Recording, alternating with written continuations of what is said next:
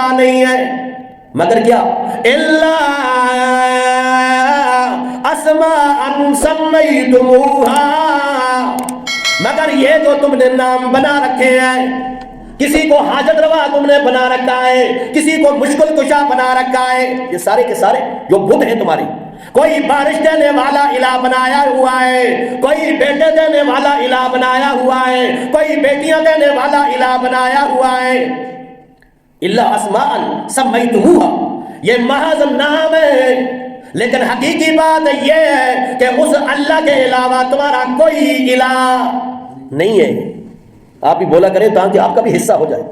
اس اللہ کے علاوہ تمہارا الہ کوئی نہیں ہے۔ اس لیے تو ہم کہتے ہیں نا، ہمارا کلمہ دیکھے نا، لا الہ الا اللہ، سب سے پہلے اللہ نے باطل الہوں کی تردید کی ہے، نفی بیان کی ہے، نفی بیان کی ہے۔ پھر اس بات ہے لا الہ الا اللہ، اللہ کے علاوہ تمہارا کوئی الہ نہیں ہے، کوئی حاجت روا نہیں ہے، کوئی مشکل کشا نہیں ہے، کوئی تمہاری بگڑی کو بنانے والا کوئی نہیں، عزتیں ذلتیں دینے والا کوئی نہیں۔